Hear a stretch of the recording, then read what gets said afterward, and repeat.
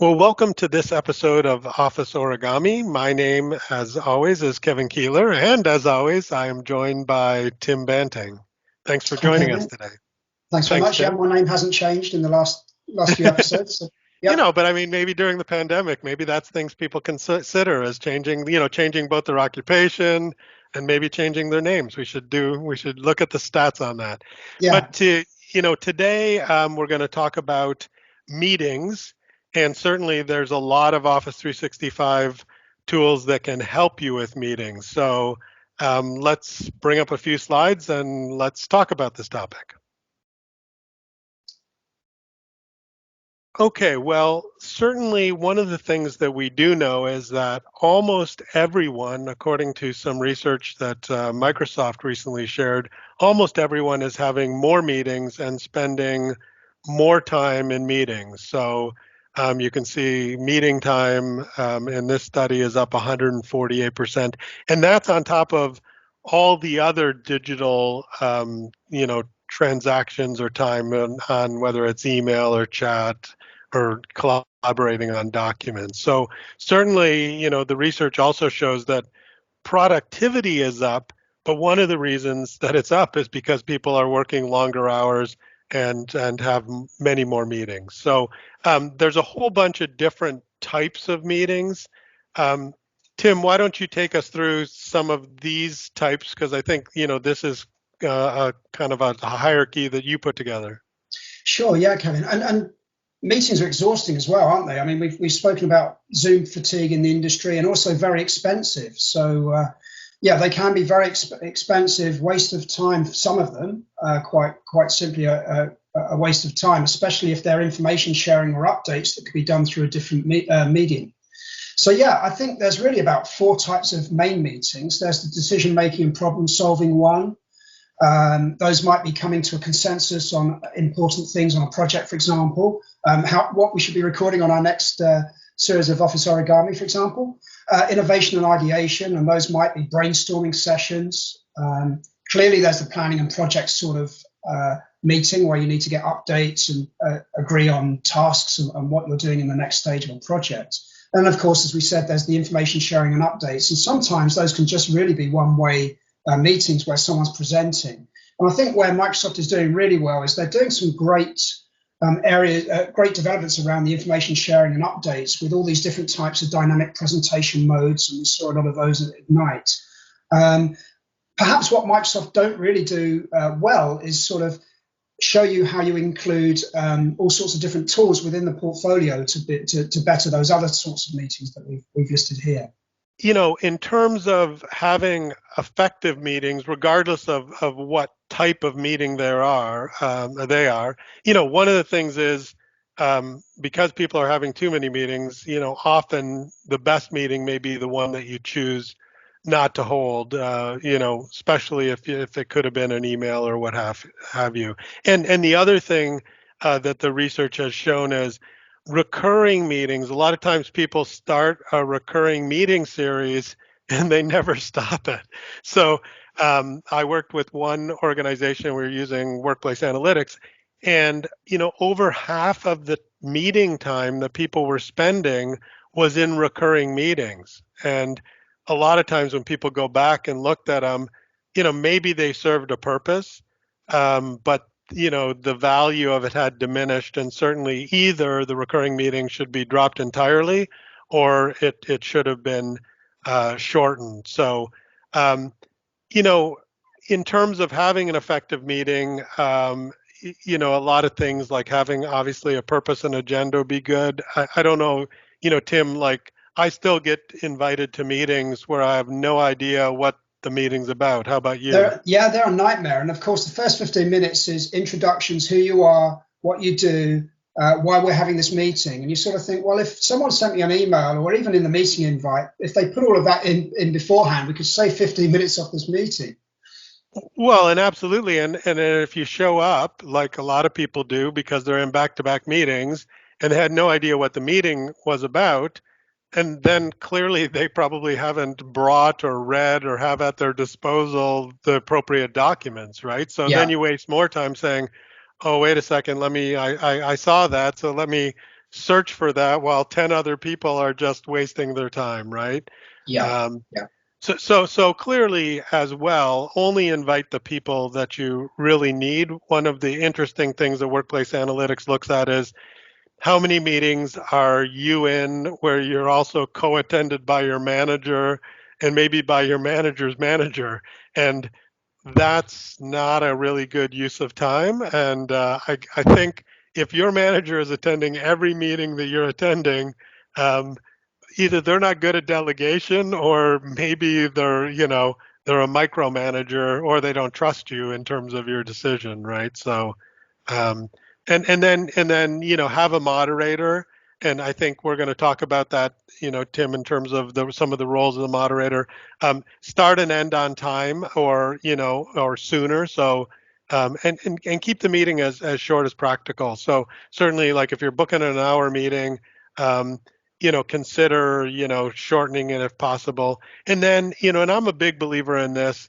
And I don't think we're going to cover it fully in this episode, but if you have a meeting and if the purpose was to assign tasks or to come to some decisions, if nobody's taking notes and sending out the notes, then it's like, why bother having the meeting? Because a lot of times it becomes like Groundhog Day, that movie, which I like with Bill Murray, um, where people can't remember. So it's like they have the same meeting and come to the same decision week after week, and nobody does anything because nobody takes notes. So, one of the things is obviously any meeting, you got to first set it up. And Tim, I know, you've been a big advocate of some of the tools that help you schedule meetings. So maybe why don't you briefly talk about some of Yeah, those and people could look definitely, into those. Kevin.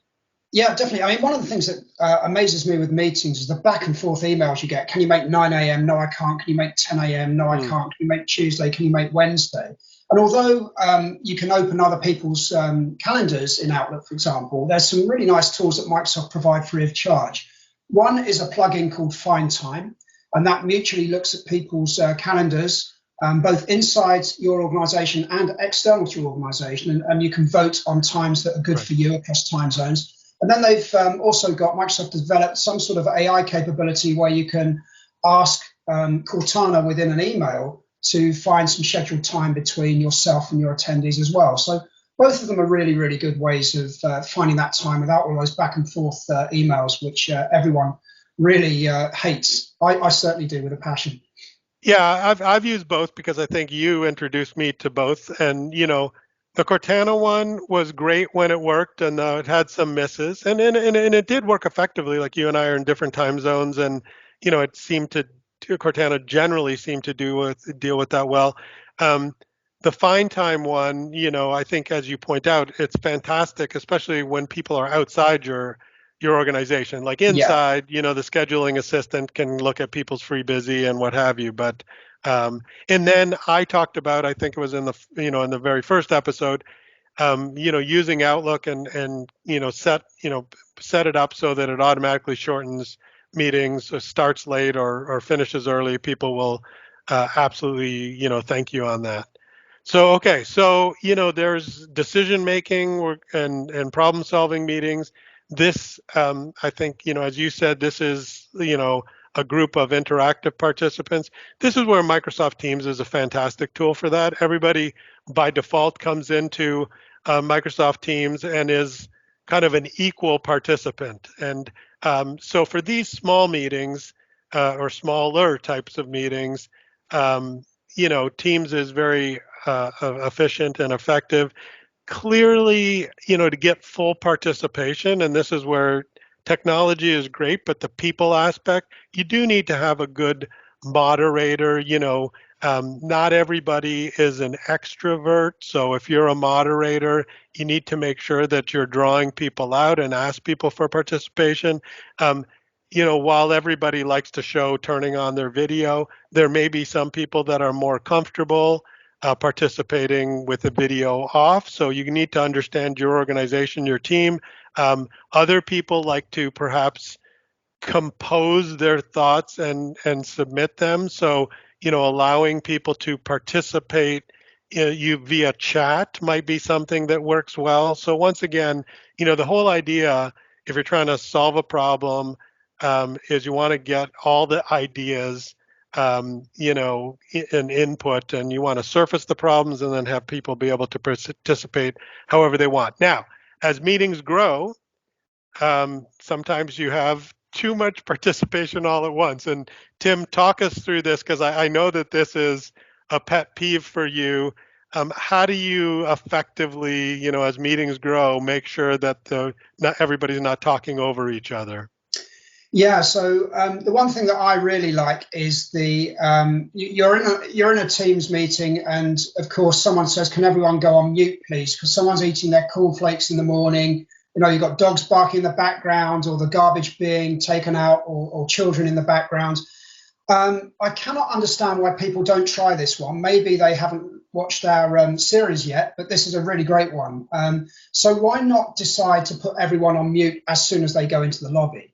So what you can do in terms of effective meeting moderation is mute everyone unless they got something to say. And if they got something to say, they can simply click on the raise hand icon, and you get the person that's running the meeting can get a visual indication that someone has got a question. Now you can set this up in Microsoft Teams very easily. So when you're arranging your teams, what you want to do is you set up your new team meeting, as we see in box number 1 at the top there. That will open the dialog box where you can look for further meeting options in box 2. So when you click on there and look at the different meeting options, in box number 3 that we've got highlighted here down at the bottom, you've got the ability here to mute participants. So you can selectively say mute everyone and allow them to unmute. When that's clicked to no, allow participants to unmute, then everyone is muted, if that makes sense. So by switching it to no means that everyone joins the meeting muted. And as we go on to the next slide, what that allows us to then do is while you're in the meeting, you just select more options and go to participants. And you can say, don't allow attendees to unmute. When they raise their hand to ask a question, you select the attendee. In box number 2, you can see 2 people there that have raised their hands to ask a question. And then all you have to do is click on unmute, and then people can ask the question and put them back on mute. So there's a way as a moderator to be able to selectively say, everyone's muted, raise your hand, unmute them, they ask the question, then you go back on mute. So it's none of this, can everyone go on mute, and you're frantically scrolling through your participants to see who's got the dog barking, who's eating their cornflakes, and who's causing that distraction. Yeah, no, that's some great, setting it up ahead of time. That's fantastic. But if you forget, you can just do like what you show in box number 1, right? Just like if That's you've right. forgotten. So, Okay. yeah, if you've forgotten, great if you can do it ahead of time. If everyone's forgotten, you can just go and mute everyone. But of course, if anyone's presenting, that mutes the presenter as well. So that can be a bit embarrassing. But it's much better than having all of this stuff going on in the background and everyone just becomes disengaged because all they can hear is a load of unwanted noise. Yeah, well, and you mentioned, yeah, mutes the presenter. I was on a meeting with a whole bunch of people from Microsoft. It was a Microsoft meeting, and there was this noise in the background, and I think somebody was being helpful and going through and trying to find where the noise was coming from, but unfortunately, they did mute the presenter. So that for the next couple slides, there was no audio. So anyway, yeah, setting up ahead of time is the better way to do it. That's definitely great tips. Um, Another type of meeting is, kind of the innovation ideation meetings. And this, you want to encourage full input and participation. There's kind of 3 things that I just want to talk through briefly in terms of, you may choose to use to encourage and draw forth this participation. You can use Microsoft Forms and add some polls to meetings, and then you can make those polls available either in the meeting or you can actually make them available ahead of the meeting. So the way you do that, and it is a little bit kludgy how you do this. So you have a meeting scheduled, and then either from the Teams calendar you pick edit the meeting or double click on it, and then you get to where in that box number 1 you have like a plus sign there, and you click on the plus sign, and then you choose And this is where to add a poll, you choose to add Microsoft Forms. And then once you do that, in my box number one, I've already done that. So then in the meeting, you see this polls thing. And then where number two is, you get this option where you can create a new poll. And then that opens a form that you can see in kind of box number three, or you can put a question and you can put as many option choices. And there's other things like whether it's anonymous or if people can select multiple options. Um, and so you can set up a number of questions, and it's better to set up if you have a bunch of questions and you're going to do it in a meeting, you obviously want to set it up ahead of time. Um, and then when you launch those that in the meeting or prior to the meeting, if you do it prior to the meeting, it puts the poll in the channel where the meeting is, if it's a channel meeting, and it looks like in kind of in box number four. So, I put this question: what color should the product be? Red, green, blue, or other? And so the attendees see that, and then you can, in the meeting, depending on the options, you can either share the results with everybody, or or make the results where you just see it. So Microsoft Polls via Microsoft Forms is a great way to do that. The other thing is, whiteboards, and it's great for ideation. Um, you know, you in a meeting like this meeting, you click on the typical share button, and then you choose whiteboard, Microsoft Whiteboard. There's other third-party ones, but let's say Microsoft Whiteboard, and then everybody gets this whiteboard that's shown in item number three, and so everyone can simultaneously add content, including notes. Um, I would say, and this is, I put that text, you can put text too. Drawing is hard without a stylus. Like if you're trying to draw with the mouse, and right now the Microsoft Whiteboard app inside of Teams, it doesn't let you choose shapes. So I don't know, in that red, maybe that was my attempt at either a triangle or a square. I was using my mouse. Now, the good news is, I have a Surface Book, and so I have a digital stylus. With that, you can draw pretty good diagrams, but it is a little bit, hard.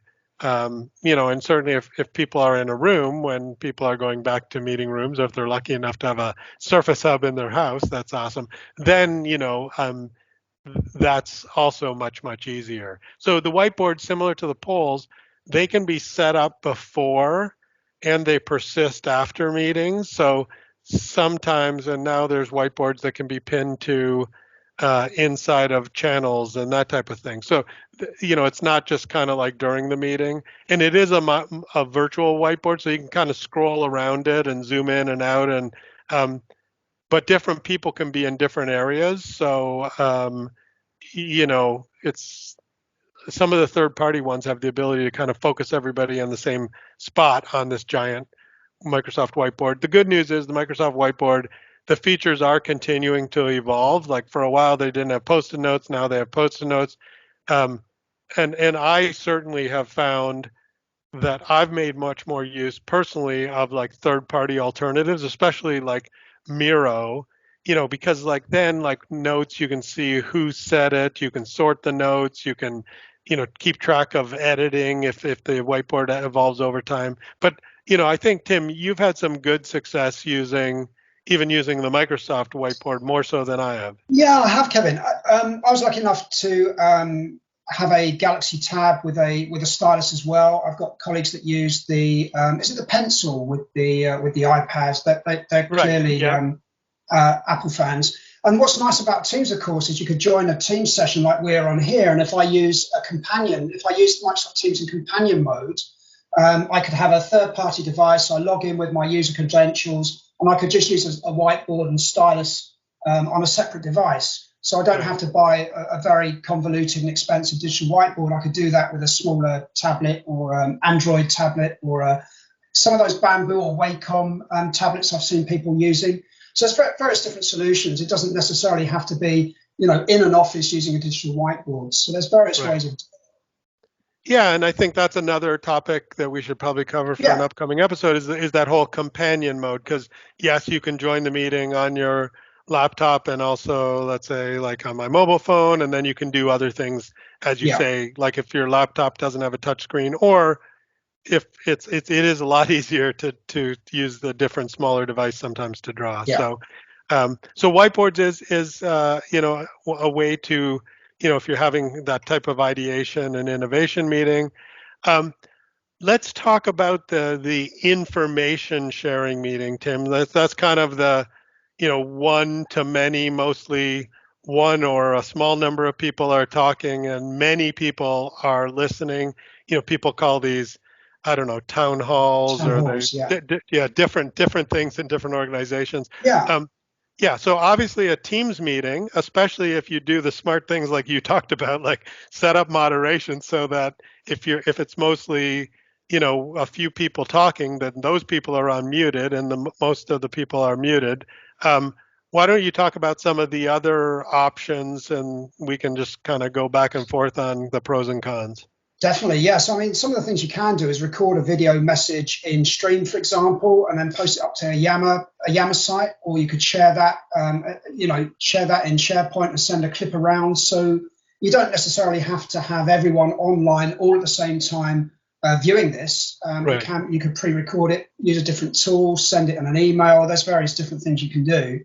But of course, there are some great features that are coming down the line, and we've seen some in Ignite 2021 that are, bringing teams into sort of line with these sort of big town hall event type solutions that you would previously have to use a third party, or indeed use Microsoft's own live events platform. Right, because right now, like and it keeps changing, keeps going up. So it's not in the government, the GCC tenant, which has a lower limits. But right now, I believe Teams meeting, um, you can today, I think you can have up to 300 interactive participants, although I think that's getting bumped up, and maybe that's in the new webinar platform, to 1,000. But anyway, you can have hundreds of people, up to 300 for sure, in almost every Microsoft Teams tenant. And that's one of the, challenges with Teams is different people get features rolled out to them at different times. But certainly in the tenant that we're using, you can have 300 interactive participants.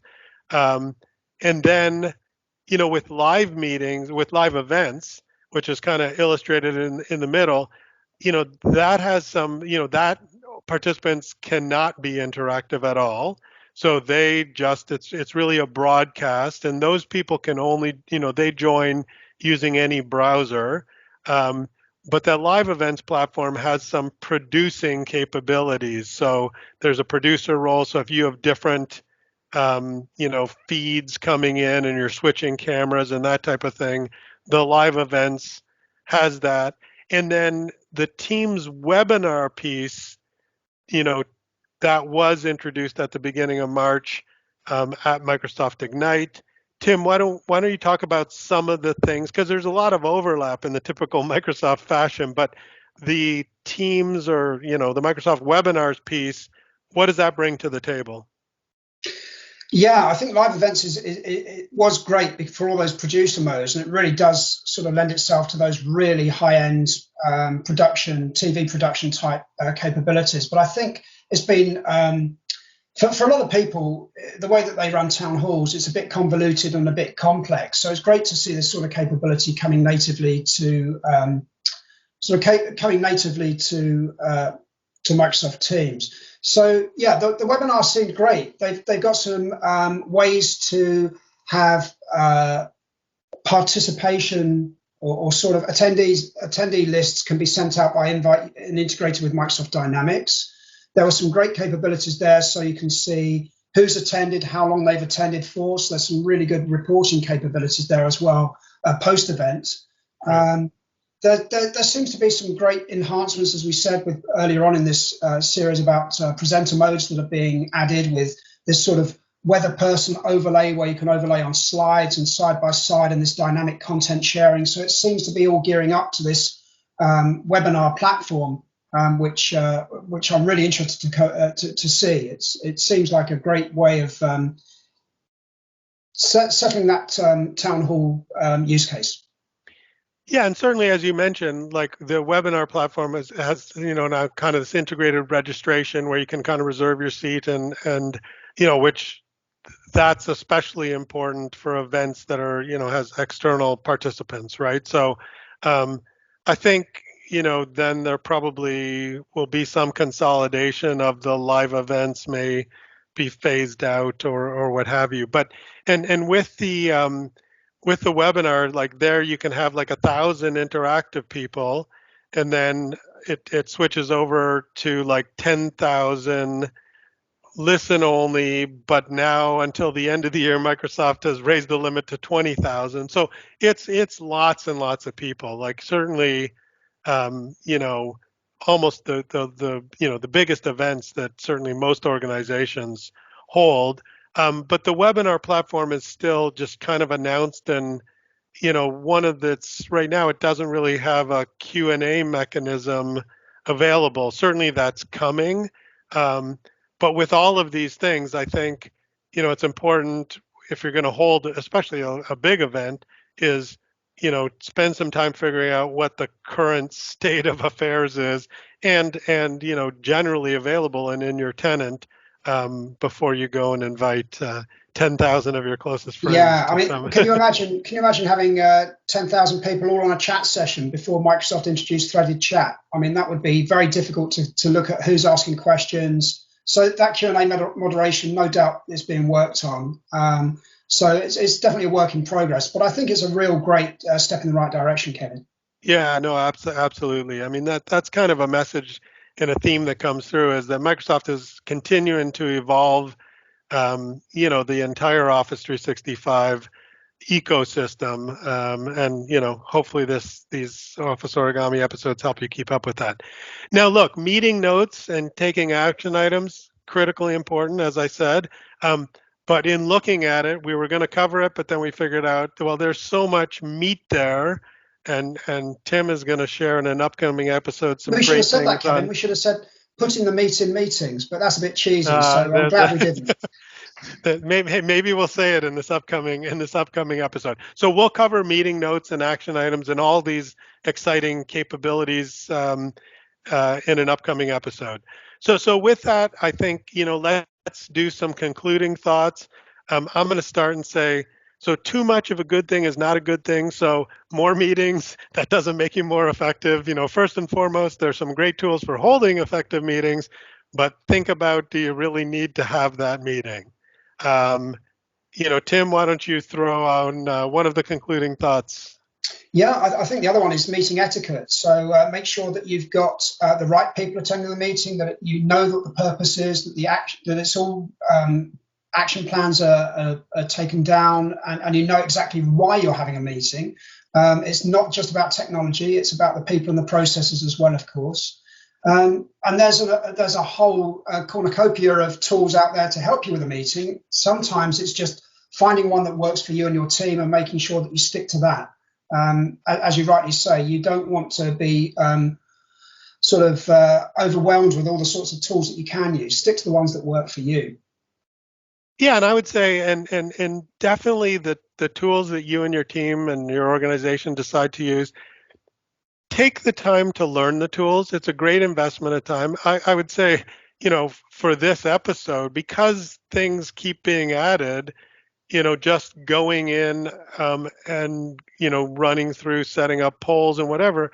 Every time I do that, there's different options, different check boxes. So take the time to figure out how the tools work, and also, if you're a leader, a people manager, give your people the time to figure out how they can either moderate their own meetings or respond and participate in the meetings that you're running.